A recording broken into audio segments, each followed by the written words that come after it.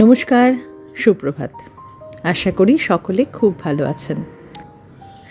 আজকে বনফুলের ছোট গল্পের সিরিজে খোলা মনেতে আর একটা ছোট গল্প। এটা আমরা একটা কথা জানি না, তিলকে তাল করা অথবা সর্ষের মধ্যে ভূত, এই দুটোই এই গল্পের ক্ষেত্রে প্রযোজ্য। চলুন শুনি। বনফুলের প্রস্তর সমস্যা। সূত্রপাত এই রূপে।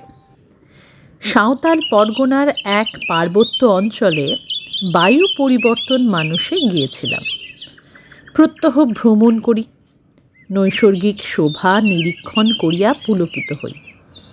পর্যাপ্ত পরিমাণে আহার করিয়া পরিপাক করিয়া ফেলি। নিদ্রা এত প্রগাঢ় হয় যে তাহাকে সূচিভেদ্য না বলিয়া সূচি অভেদ্য বলাই উচিত। ছুঁচ ফুটাইলেও পাশ ফিরি কিনা সন্দেহ। স্বাস্থ্যের দ্রুত উন্নতি হইতে লাগিল। অস্থিসার, গণ্ডদয়, মাংসল এবং অক্ষিকোটরে বিলীয়মান অক্ষিযুগল শুধু প্রত্যক্ষ গোচর নয়, রীতিমতো কটাক্ষশালী হইয়া উঠিল।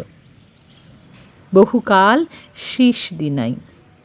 একদিন মনের আনন্দে শীষ দিতে গেলাম।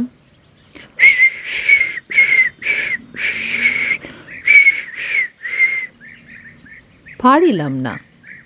দেখিলাম আবহাওয়ার গুণে ওষ্ঠযুগল এরূপ স্থূলতা প্রাপ্ত হইয়াছে যে তাহাদিগকে যৎপরণাস্থি কুঞ্চিত ও বিকৃত করিয়াও সুরের সূক্ষ্মতা আনয়ন করা গেল না।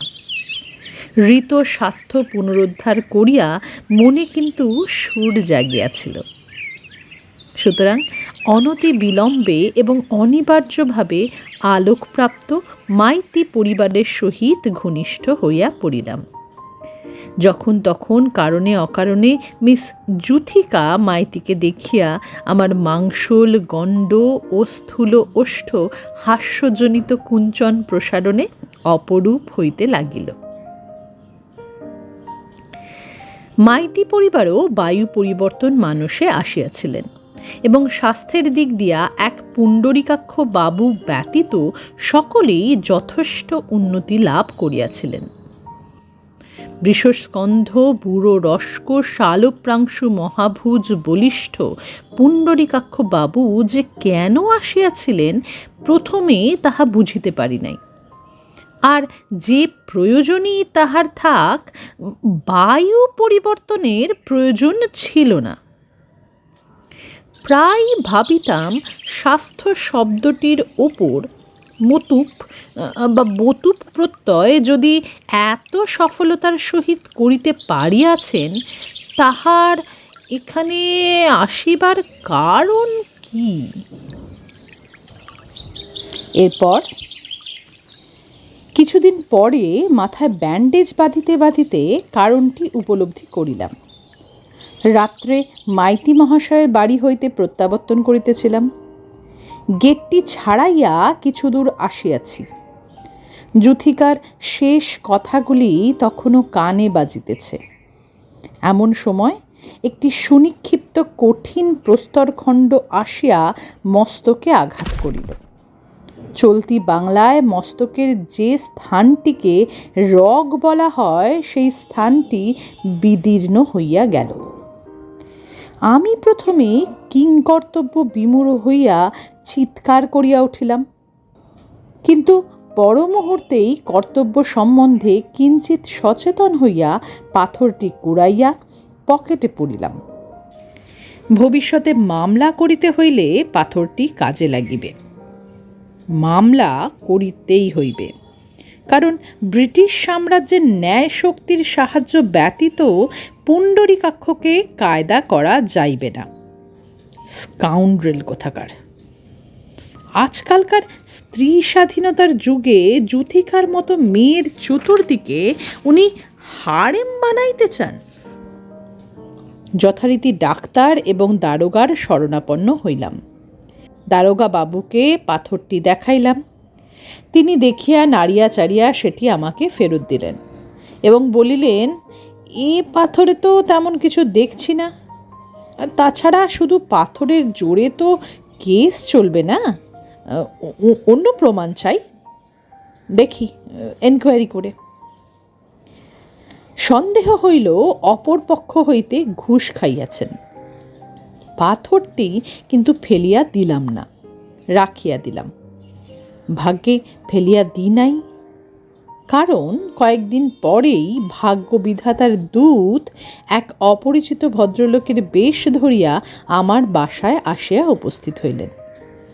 ভদ্রলোক আমার অপরিচিত হইলেও আমার জনৈক বন্ধুর পরিচিত, এবং তাহার নিকট হইতেই পরিচয়পত্র লইয়া আসিয়াছেন। যতদিন তিনি বাসা জোগাড় করিতে না পারেন ততদিন যেন আমি তাহাকে আমার বাসায় থাকিতে দিই। ভদ্রলোকের স্বাস্থ্য খারাপ, বিশুদ্ধ বায়ুর আশায় কলিকাতা ত্যাগ করিয়াছেন। আমার মাথায় ব্যান্ডেজ দেখিয়া তিনি কারণ জিজ্ঞাসা করিলেন। সপ্রস্তর সমস্ত কারণ অকপটে তাহার গোচর করিলাম। তিনি পাথরটি নাড়িয়া চাড়িয়া দেখিলেন এবং চুপ করিয়া গেলেন। 2-4 দিন পরে